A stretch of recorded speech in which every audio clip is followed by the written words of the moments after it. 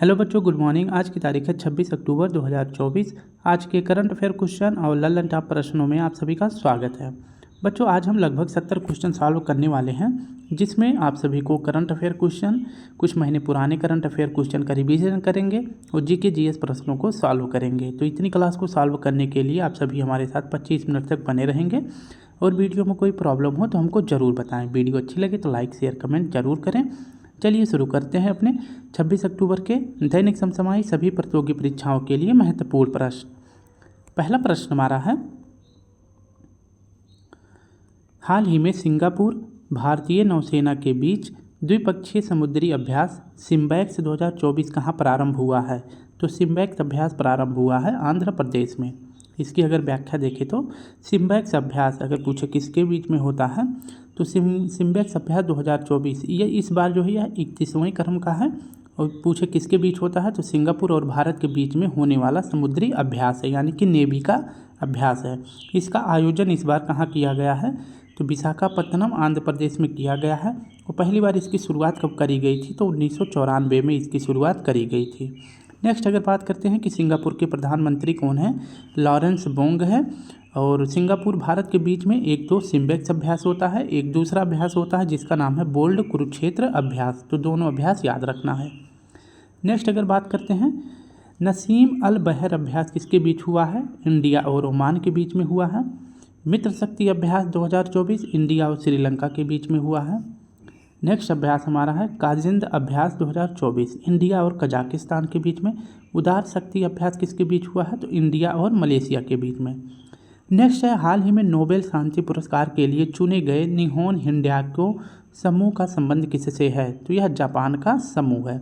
यह जो है 1945 से कार्य कर रहा है, यानी कि जब 1945 में हिरोशिमा और नागासाकी पर अमेरिका ने परमाणु बम गिराया था, उसी के बाद इस संगठन की स्थापना करी जाती है। और इस संगठन का उद्देश्य है पूरी दुनिया में, मतलब पूरी दुनिया को परमाणु रहित करना, यह इसका उद्देश्य है। ठीक है, तो इस बार जो है 2024 में शांति का नोबेल पुरस्कार किसे दिया गया है? निहोन हिंडाल्को समूह को दिया गया है, जो कि जापान का है। और शांति का नोबेल पुरस्कार अगर पूछे कहाँ प्रदान किया गया है तो ओस्लो में, ओस्लो की राजधानी नॉर्वे में प्रदान किया गया है।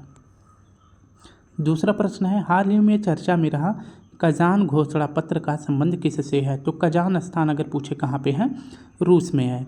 और रूस में अब की बार जो है ब्रिक्स 2024 की बैठक हो रही है। तो कजान घोषणा पत्र किससे संबंधित हो जाएगा? ब्रिक्स से। इसकी अगर व्याख्या देखें तो ब्रिक्स 2024 इस बार जो है किस क्रम का है तो 16वें क्रम का आयोजन किया गया है। कहाँ? रूस के कजान क्षेत्र में आयोजित किया गया है। ब्रिक्स की अब की बार थीम रखी गई है वैश्विक विकास और सुरक्षा, इसकी थीम रखी गई है। मैंने इसको पहले भी बता दिया था। अब की बार बात करते हैं कि जो कजान में हो रहा है, इसीलिए यहाँ पे एक घोषणा पत्र आया है जिसका नाम है कजान घोषणा पत्र। और इस कजान घोषणा पत्र के तहत ब्रिक्स में 13 नए भागीदार यानी पार्टनर देश इसमें घोषित किए गए हैं, यानी शामिल किए गए हैं। पाकिस्तान भी जो है दौड़ा दौड़ा गया और बोला मुझे ब्रिक्स में शामिल कर लीजिए। ब्रिक्स ने बोला तुम्हें पार्टनर भागीदार देश में शामिल नहीं करूंगा, ब्रिक्स की तो बात ही दूर है। ठीक है, तो पाकिस्तान को जो है आतंकवाद के लिए इसको जो है पार्टनर देश में भी शामिल नहीं किया है। तो ये आपको याद रखना है। ठीक है, अब बात कर लेते हैं कि और यहीं पर जो है पाँचों जो ब्रिक्स में नए देश शामिल हुए थे, मिस्र, सऊदी अरब, यूएई, ईरान, इथोपिया, ये 5 नए देश शामिल हुए थे। और 5 देश जो है पहले से ब्रिक्स में शामिल थे। B for Brazil, R for रूस, I for India, C for China, S for South Africa. 5 देश ऊपर से, 5 देश यहाँ 10 देश हो गए हैं। इसलिए ब्रिक्स का नाम बदल के अब क्या कर दिया गया है? ब्रिक्स प्लस कर दिया गया है। तो कजान घोषणा पत्र किससे संबंधित है? ब्रिक्स से संबंधित है। और इसमें 13 नए भागीदार देश शामिल किए गए हैं, जिसमें पाकिस्तान शामिल नहीं किया गया है। एससीओ 2024 की अगर पूछे बैठक कहाँ पे हुई है तो अस्ताना कजाकिस्तान में हुआ है। और एससीओ का नवीनतम देश यानी 10वें क्रम का देश कौन बना है? बेलारूस बना है। एससीओ का मुख्यालय पूछे कहाँ पे है तो बीजिंग में है। आसियान का 11वां देश कौन है? तो आसियान का 11वां देश बना है तिमोर लेस्टे। आसियान का मुख्यालय पूछे कहाँ है? जकार्ता में है, इंडोनेशिया में। नेक्स्ट है, मैंने बता दिया कि एससीओ 2024 की बैठक कहाँ हुई? अस्ताना में, जो कि कजाकिस्तान की राजधानी है। आसियान 2024 कहाँ हुई है? इसकी बैठक लाओस के शहर वियंतिने में। कहाँ पर? वियंतिने में। G7 2024 की बैठक पुगालिया इटली में हुई है। और G20 2024 कहाँ पे होगा? तो यह ब्राज़ील में होगा। हाल ही में किस देश की यात्रा करने वाली राष्ट्रपति द्रौपदी मुर्मू पहली भारतीय राष्ट्रपति होंगी। तो 3 नए देशों की यात्रा करने वाली राष्ट्रपति द्रौपदी मुर्मू पहली राष्ट्रपति बन गई हैं। हाल ही में मरणोपरांत पद्म विभूषण पुरस्कार 2024 कितने लोगों को प्रदान किया गया है? तो 5 लोगों को दिया गया है। मरणोपरांत अगर पूछे किसे दिया गया है इसमें, तो बिंदेश्वर पाठक जी को मरणोपरांत दिया गया है। बाकी के 4 लोगों को और दिया गया है, आप याद कर सकते हैं। नेक्स्ट प्रश्न की बात करते हैं। हाल ही में सैन्य खरीद अनुमोदन के लिए किसने भारत को विशेष दर्जा दिया है? यानी कि जो सैन्य सेवा के लिए जो भी हथियार होंगी, पनडुब्बी होगी, उसको खरीदने के लिए विशेष अधिकार अगर पूछे भारत को किसने दे दिया है, तो जर्मनी ने दिया है। ऑप्शन बी सही हो जाएगा। इसकी व्याख्या देखें। जर्मनी ने भारत को एक विशेष दर्जा प्रदान कर दिया है। किसके लिए? सैन्य खरीद को तेजी करने के लिए। यानी कि कोई भी चीज़ अगर खरीदनी है जर्मनी से, तो भारत जो उसे बहुत ही जल्दी खरीद सकता है। तो इसके लिए जो है विशेष दर्जा प्रदान कर दिया है जर्मनी ने। ठीक है, अब बात करते हैं जर्मनी से भारत जो है क्या खरीदने वाला है? तो P-75I पनडुब्बी खरीदने वाला है। किससे? जर्मनी से। और इस पनडुब्बी का अगर पूछे निर्माण किसने किया है, तो जर्मनी और स्पेन ने मिलकर P-75I पनडुब्बी का निर्माण किया है। और इसलिए इस पनडुब्बी का जो है एक प्रोजेक्ट नाम दिया गया है, इसे कहते हैं प्रोजेक्ट 75I। ठीक है, और इस प्रोजेक्ट के तहत जो है 6 पनडुब्बियों का निर्माण किया जाएगा। और इन 6 पनडुब्बियों को कहाँ दे, मतलब किस देश को बेच दिया जाएगा? तो भारत इसको खरीदने वाला है। ठीक है, तो इसीलिए विशेष दर्जा किसने दे दिया है? जर्मनी ने भारत को दिया है। अब बात करते हैं कि भारत की पहली स्वदेशी परमाणु पनडुब्बी कौन सी है? तो पहली पूछे INS अरिहंत है, दूसरी INS अरिघात है। तो इन दोनों का निर्माण भारत ने खुद किया है। विश्व का काला प्रदेश है। विश्व का काला प्रदेश अगर पूछे किस नाम से जाना जाता है, तो रूर क्षेत्र के नाम से जाना जाता है। और यह रूर क्षेत्र अगर पूछे कहाँ है? जर्मनी में। किसके लिए जाना जाता है काला प्रदेश? तो कोयले के लिए। भारत का रूर क्षेत्र अगर पूछे कौन सी किस जगह को कहा जाता है, तो दामोदर नदी घाटी बेसिन को भारत का रूर क्षेत्र कहा जाता है। कॉप फर्स्ट का आयोजन अगर पूछे कब किया गया था? कॉप मतलब होता है conference of parties. Number first जो है 1995 में आयोजित किया गया था जर्मनी के शहर बर्लिन में। फ्रांस और जर्मनी के मध्य अगर पूछे सीमा का निर्धारण मैजिनॉट लाइन या सिगफ्रीड रेखा के मध्य किया जाता है। जर्मनी के संविधान को क्या कहते हैं? तो वाइमर संविधान कहते हैं। नेक्स्ट हमारा प्रश्न है, ट्रांसपेरेंसी इंटरनेशनल के भ्रष्टाचार धारणा सूचकांक 2023 में भारत को कौन सा स्थान मिला है? तो भ्रष्टाचार में भारत को 93 स्थान मिला है। HDI ह्यूमन डेवलपमेंट इंडेक्स में 134, GII में 108, जेंडर गैप इंडेक्स में 129, प्रेस फ्रीडम में 159, फायर पावर इंडेक्स में 4था नंबर है। और एशियन पावर इंडेक्स में जो है भारत की रैंक है 3rd। नेक्स्ट बात करते हैं इन्वायरमेंट ऊर्जा संक्रमण सूचकांक में भारत की रैंक है 63। इन्वायरमेंट परफॉर्मेंस इंडेक्स में भारत की रैंक है 76। SDG नंबर में 109वां नंबर है भारत का।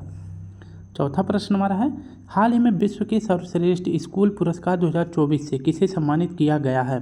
तो अभी जो है कुछ पुरस्कार वितरित किए गए थे, जिनमें भारत के सर्वश्रेष्ठ स्कूलों के प्रदर्शन के लिए, मतलब विश्व में अच्छा प्रदर्शन करने के कारण भारत के 3 स्कूलों को जो है सर्वश्रेष्ठ स्कूल का पुरस्कार 2024 प्रदान किया गया है। ये तीनों स्कूल हैं और किस श्रेणी के लिए इनको पुरस्कार दिया गया है इसको भी देख लेते हैं। जैसे पर्यावरण के क्षेत्र में अच्छा कार्य करने के लिए किस स्कूल को जो है सर्वश्रेष्ठ स्कूल का पुरस्कार दिया गया है? तो रयान इंटरनेशनल स्कूल जो दिल्ली में है इसको दिया गया है।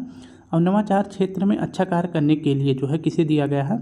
तो CM rice school बिनोवा Madhya Pradesh को दिया गया है।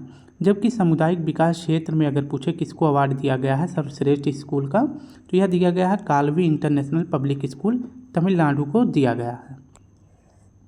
नेक्स्ट अगर प्रश्न की बात करते हैं, जल प्रबंधन के लिए सर्वश्रेष्ठ राज्य का पुरस्कार किसे दिया गया है? तो जल प्रबंधन में अच्छा प्रदर्शन करने के लिए सर्वश्रेष्ठ राज्य का अवार्ड दिया गया है उड़ीसा को। दूसरे नंबर पर उत्तर प्रदेश है और तीसरे नंबर पर गुजरात है। भारत का पहला AI स्कूल अगर पूछे कहाँ बनाया गया था? तो केरल में बनाया गया था। भारत का पहला AI शिक्षक का नाम क्या है? तो आयरिस है। आयरिस जो है कहाँ पे कार्यरत है, यानी कहाँ पे पढ़ा रहा है? तो केरल राज्य में इसको लॉन्च किया गया था। नई राष्ट्रीय शिक्षा नीति किस विचार पर तैयार की गई थी? तो कस्तूरी रंगन समिति के विचार पर जो है नई शिक्षा नीति तैयार की गई थी, जिसे NEP 2020 भी कहते हैं। नेक्स्ट हमारा प्रश्न है, हाल ही में अंतर्राष्ट्रीय कैरियर से संन्यास लेने की घोषणा करने वाले राफेल नडाल का संबंध किससे है? तो ये स्पेन के हैं और इनका खेल कौन सा है? टेनिस है। इन्होंने अब तक जो है 22 ग्रैंड स्लैम जीत लिए हैं और इन्हें किंग ऑफ क्ले कोर्ट भी कहते हैं। नेक्स्ट अगर बात करते हैं कि विश्व में सर्वाधिक ग्रैंड स्लैम जीतने वाले खिलाड़ी कौन है, तो नोवाक जोकोविच हैं जो कि सर्बिया के हैं। इन्होंने अभी तक 24 ग्रैंड स्लैम जीता है। अगर पूछे कि विश्व में कुल कितने ग्रैंड स्लैम होते हैं, यानी कि ओपन कितने ग्रैंड स्लैम ओपन खेले जाते हैं, तो 4 खेले जाते हैं। कितने? तो 4 खेले जाते हैं, जिसमें पहले नंबर पर होता है ऑस्ट्रेलियन ओपन। ये साल का पहला ओपन होता है जिसका नाम है ऑस्ट्रेलियन ओपन। और साल का सबसे आखिरी ओपन कौन सा होता है? तो यूएस ओपन। ये साल का सबसे आखिरी होता है। तो साल में 4 होते हैं, ठीक है। अगर बात करते हैं ऑस्ट्रेलियन ओपन की शुरुआत 1955 में हुआ था और ये किस पर खेला जाता है? तो हार्ड कोर्ट पर खेला जाता है। फ्रेंच ओपन की 1891 में होता है और यह जो है क्ले कोर्ट पर खेला जाता है। विंबलडन ओपन इसकी शुरुआत 1887 में होता है और ये ग्रास कोर्ट पर खेला जाता है, या इसे रोलैंड गैरोस ओपन भी बोलते हैं। 1981 में यूएस ओपन की शुरुआत करी जाती है और यह हार्ड कोर्ट पर खेला जाता है। सबसे पुराना इसमें से अगर पूछे कौन सा ओपन है, तो विंबलडन ओपन है। नेक्स्ट हमारा प्रश्न है 5वां, हाल ही में डब्ल्यूएचओ से मंजूरी प्राप्त भारत की वैक्सीन जायबैक टीसीबी का संबंध किससे है? तो टी फॉर हो जाएगा टाइफाइड, ठीक है। तो यह वैक्सीन जायबैक टीबीसी वैक्सीन किससे संबंधित है? तो टाइफाइड से संबंधित है। इसकी अगर व्याख्या देखें तो जायबैक टीसीबी वैक्सीन अगर पूछे कि इस वैक्सीन का निर्माण जो है किसने किया है, तो इसका निर्माण किया गया है जायडस लिमिटेड कंपनी के द्वारा। और इसका निर्माण पूछे कहाँ किया गया है, तो हैदराबाद में इसका निर्माण किया गया है। और इस वैक्सीन का अगर पूछे संबंध किससे है, तो टाइफाइड से है।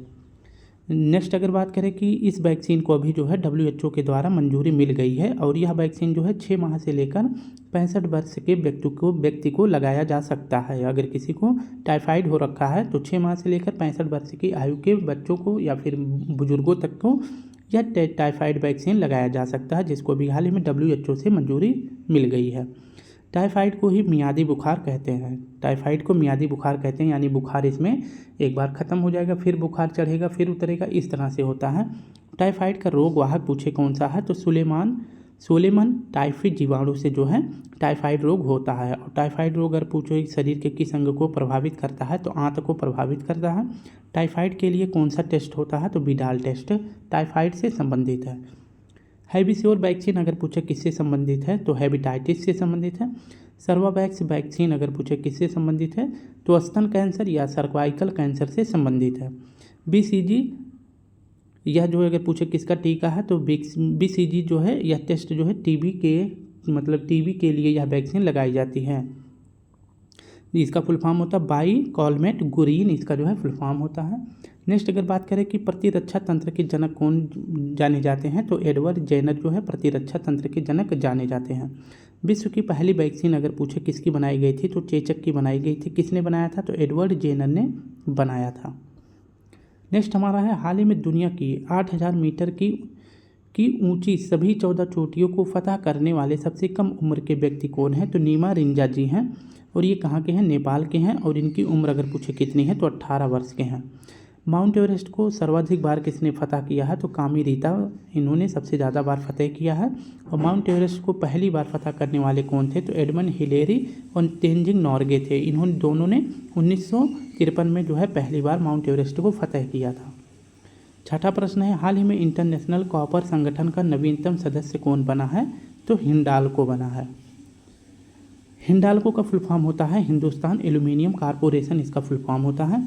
इसकी स्थापना पूछे कब करी जाती है, तो हिंदुस्तान एल्यूमिनियम कॉरपोरेशन की स्थापना 1958 में करी जाती है। इसका मुख्यालय मुंबई में है और यह कंपनी जो है आदित्य बिरला ग्रुप की कंपनी है। अभी जो है हिंडाल्को जो है सदस्य बन गया है किसका, ICA यानी इंटरनेशनल कॉपर एसोसिएशन का सदस्य बन गया है। और इस संगठन में टोटल कितने देश शामिल हैं, तो कुल 33 देश शामिल हैं और इस संगठन का मुख्यालय वाशिंगटन DC में है।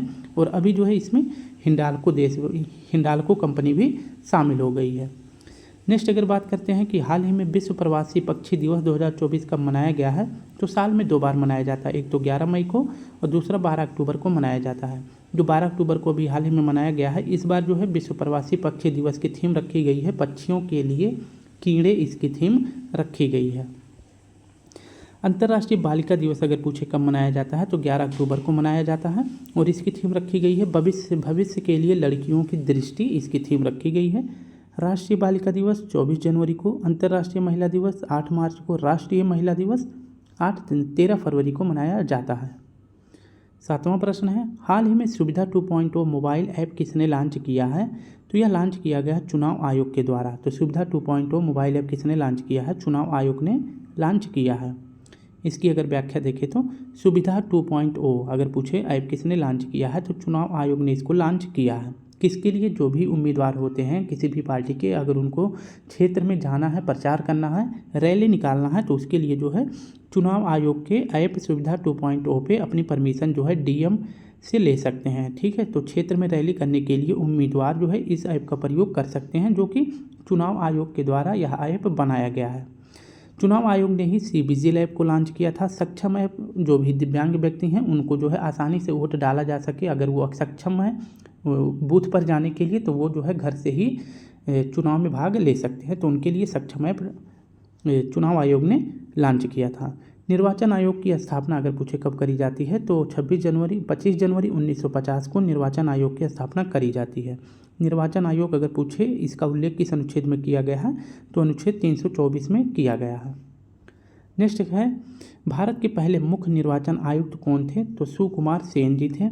भारत की अगर पूछे पहली महिला मुख्य चुनाव आयुक्त कौन थी, तो रमा देवी जी थी। और वहीं बात करें कि भारत के वर्तमान मुख्य निर्वाचन आयुक्त कौन है, तो जस्टिस डी.वाई. चंद्रचूड़ साहब हैं और ये किस क्रम के हैं, तो ये 50वें क्रम के हैं और इनका कार्यकाल जो है नवंबर में समाप्त होने वाला है। इसके बाद जो है 91वें क्रम के मुख्य न्यायाधीश कौन बनेंगे, तो संजीव खन्ना जी बनेंगे। कौन, संजीव खन्ना जी बनेंगे। हाल ही में केंद्र सरकार ने किस राज्य के कैमूर को राज्य का दूसरा टाइगर रिजर्व बनाने की मंजूरी दी है, तो यह कैमूर जो है अगर पूछे किस राज्य का है जिसे अभी टाइगर रिजर्व बनाने की मंजूरी दी है, तो यह बिहार का है। ठीक है, तो बिहार में 2 टाइगर रिजर्व हैं, दोनों को याद कर लेते हैं। एक तो है वाल्मीकि टाइगर रिजर्व, यह पश्चिमी चंपारण में है, और कैमूर टाइगर रिजर्व, इसे जो अभी केंद्र सरकार के द्वारा मंजूरी दे दी गई है, तो इसे भी याद रखेंगे। और पूछे कि ये जो दूसरा जो बिहार का दूसरा बना है, यह देश का जो है किस क्रम का है, तो यह 55वें क्रम का है।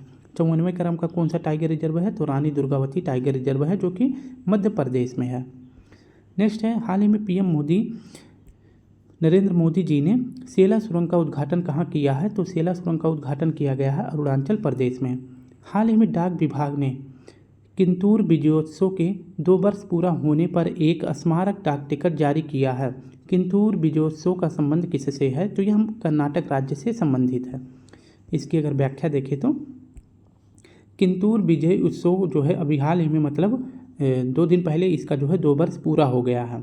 कब, 23 अक्टूबर को जो है 200 वर्ष पूरा हो गया है और इसी किंतूर विजयोत्सव की याद में डाक विभाग ने डाक टिकट जारी किया है। और यह स्थान जो है किंतूर विजयोत्सव अगर पूछे किससे संबंधित है, तो रानी चेन्नम्मा से संबंधित है। जैसे रानी लक्ष्मीबाई जी थी, उसी प्रकार से इनका भी रोल था। तो ये जो है अपने बेटे को, यानी इनका गोद लिया हुआ पुत्र था, उसको जो है राज्याभिषेक करके राजा बनाना चाहती थी, लेकिन डलहौजी जो कि उस टाइम पे हड़प नीति लाया था, तो वो जो है ये मानने से इनकार कर रहा था, अगर उनका खुद का बच्चा होगा तो वो जो है उसे राजा बनने देगा, अगर वो जो है किसी दंतक पुत्र से यानी किसी का गोद लिया हुआ पुत्र होगा तो उसको जो है राजा नहीं बनने देगा। उसका उद्देश्य था कि डॉक्ट्राइन्स ऑफ लाइफ्स के तहत अगर जिनका स्वयं का बच्चा नहीं है उनके राज्य को जो है ईस्ट इंडिया कंपनी में मिला लेना था। ठीक है, तो इसी प्रकार से रानी चेन्नम्मा ने अपने गोद लिए दंतक पुत्र को राजा बनाना चाहती थी, लेकिन ऐसा नहीं कर पाई क्योंकि ईस्ट इंडिया कंपनी ने इनके राज्य को जो है अपने राज्य में मिलाने का फैसला कर लिया था, यानी ईस्ट इंडिया कंपनी में विलय करने का जो है प्रावधान कर लिया था। तो इसीलिए जो है रानी चेन्नम्मा जी ने 23 अक्टूबर 1824 को जो ईस्ट इंडिया कंपनी के जनरल थे जिनका नाम था जॉन थैकरी, इनकी जो है हत्या कर देती हैं। और इसी याद में जो है किंतूर विजय उत्सव के 200 वर्ष पूरे हो जाने पर डाक टिकट जारी किया है किसने, डाक विभाग ने। और यह स्थान कहाँ से संबंधित है, कर्नाटक से संबंधित है। तो हड़पने की नीति मैंने बता दी है, डलहौजी ने शुरू किया था। बक्सर का युद्ध पूछे कब लड़ा गया था, तो 1764 में लड़ा गया था और 1765 में बक्सर युद्ध के बाद इलाहाबाद की संधि भी होती है। प्लासी का युद्ध कब लड़ा गया था, तो 1757 में लड़ा गया था। तराइन का दूसरा युद्ध कब लड़ा गया था, तो तराइन का दूसरा युद्ध लड़ा गया था 1192 में। और वहीं पूछे कि पहला कब लड़ा गया था, तो 1191 में लड़ा गया था पृथ्वीराज चौहान और मोहम्मद गोरी के बीच में। पहले वाले में पृथ्वीराज चौहान जीत जाते हैं और दूसरे वाले में जो है गोरी से हार जाते हैं, गोरी इनकी हत्या कर देता है। ठीक है। पानीपत का तीसरा युद्ध पूछे कब लड़ा गया था, तो 1761 में लड़ा गया था पानीपत की तीसरा युद्ध। पहला पूछे कब लड़ा गया था, तो पहला लड़ा गया था 1526 में और दूसरा कब लड़ा गया था, तो 1556 में लड़ा गया था। ठीक है, तो दोनों याद रखेंगे। और तीसरा 1761 में लड़ा गया था। हाल ही में दिवंगत हुए डॉक्टर वेणुगोपाल का संबंध किससे है, तो ये एक कार्डियोलॉजिस्ट हैं। कार्डियोलॉजिस्ट का मतलब होता है हृदय प्रत्यारोपण करने वाले जो भी साइंटिस्ट होते हैं या फिर कह सकते हैं जो भी डॉक्टर होते हैं उन्हें कार्डियोलॉजिस्ट कहा जाता है। तो भारत का पहला हार्ट ट्रांसप्लांट कब किया गया था, तो 1994 में किया गया था। किसने किया था, तो डॉक्टर वेणुगोपाल जी ने किया था। अभी इनका जो है हाल ही में निधन हो गया है। इनका जन्म पूछे कहाँ हुआ था, तो इनका जन्म हुआ था राजमुंदरी आंध्र प्रदेश में और इसी राजमुंदरी में जो है राष्ट्रीय तंबाकू अनुसंधान संस्थान स्थित है। नेक्स्ट हमारा प्रश्न है 9वां। हाल ही में वर्ष 2025 के tennis hall of fame class में शामिल मारिया शारापोवा का संबंध किससे है, तो ये रूस की हैं। ठीक है, मारिया शारापोवा ये कहाँ की है, ये रूस की हैं, इसे आप याद रखेंगे। और इन्हें अभी हाल ही में टेनिस हॉल ऑफ फेम में शामिल किया गया है। तो मारिया शारापोवा का संबंध किस खेल से हो जाएगा, टेनिस से हो जाएगा। इन्होंने 2012 के लंदन ओलंपिक में अपने देश के लिए सिल्वर मेडल जीता था और इन्हें जो है इसी याद में जो है इनके अच्छा, और ये विश्व पे नंबर 1 भी रह चुकी हैं टेनिस में। और इन्हें जो है अब की बार टेनिस हॉल ऑफ फेम में शामिल किया गया है। और इन्हीं के साथ साथ जो है बॉब एंड ब्रायन जो कि जुड़वा भाई हैं और कहाँ के हैं, USA के हैं, इनकी भी जोड़ी को जो है टेनिस हॉल ऑफ फेम में शामिल किया गया। ठीक है, तो ये दोनों भाई विश्व के सर्वश्रेष्ठ ईगल जोड़ी के नाम से जाने जाते हैं, इन्हें भी टेनिस हॉल ऑफ फेम में शामिल किया गया। नेक्स्ट अगर बात कर लेते हैं ICC cricket hall of fame में शामिल होने वाली दूसरी महिला कौन है, तो दूसरी भारतीय महिला पूछे कौन है, तो नीतू डेविड है जो कि 2024 में शामिल हुई थी। और 2023 में अगर पूछे क्रिकेट हॉल ऑफ फेम में किसे शामिल किया गया था, तो डायना एडुल्जी को शामिल किया गया था। टेनिस हॉल ऑफ फेम है। टेनिस हॉल ऑफ फेम में शामिल पहले भारतीय अगर पूछे कौन है, तो टेनिस हॉल ऑफ फेम में शामिल पहले भारतीय हैं लिएंडर पेस और विजय अमृतराज, यानी कि ये एशिया के भी पहले हैं जिन्हें टेनिस हॉल ऑफ फेम में शामिल किया गया था। हाल ही में माओवादी प्रभावित क्षेत्र के लिए ग्रामोदय योजना किसने प्रारंभ करी है, तो माओवादी प्रभावित क्षेत्र यानी जो आदिवासी समूह हैं उनके लिए ग्रामोदय योजना शुरू किया गया है उड़ीसा सरकार के द्वारा। उड़ीसा के CM मोहन चरण मांझी जी हैं और यहीं पर सुभद्रा योजना भी शुरू की गई थी। हाल ही में लॉन्च नई पुस्तक द आइडिया ऑफ डेमोक्रेसी पुस्तक के लेखक कौन है, तो सैम पित्रोदा जी हैं। हाल में भारत ने ब्रह्मोस सुपरसोनिक क्रूज मिसाइल प्रणाली की पहली खेप किसे निर्यात की है, तो फिलीपींस को दी है। आज का आखिरी प्रश्न है, हाल ही में दिवंगत अभिनेता रॉन एली का संबंध किससे है, मतलब ये किस नाम से जाने जाते हैं, जैसे थार, हल्क, टोनी स्टार्क जो हैं ये आयरन मैन के नाम से जाने जाते हैं, उसी प्रकार से दिवंगत अभिनेता रॉन एली का संबंध किस क्षेत्र से है, तो ये टार्जन के नाम से जाने जाते हैं। इनका भी हाल ही में क्या हो गया, निधन हो गया है।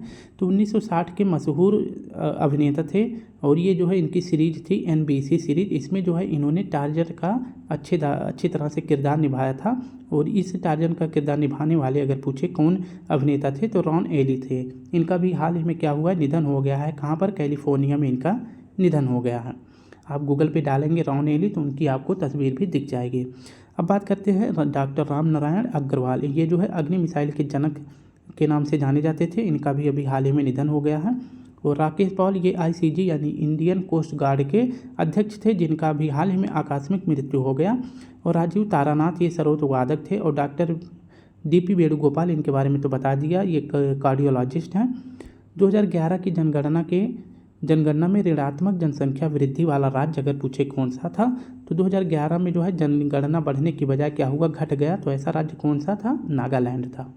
तो स्टूडेंट इस प्रकार से हमने अपने 10 current affair question, GK GS और थोड़े बहुत लल्लन टॉप प्रश्नों को भी सॉल्व किया है। अगर वीडियो अच्छी लगे तो प्लीज़ लाइक करें, शेयर करें, सब्सक्राइब करें। अगर वीडियो में कोई प्रॉब्लम हो, कंटेंट और थोड़ा चाहिए जैसे GK GS का, तो बता दीजिए, हम इसमें जो है ऐड कर देंगे। ठीक है, तो चलिए अपना ध्यान रखें, कल फिर मिलते हैं। तब तक के लिए आप सभी को प्यारा सा जय हिंद, जय भारत।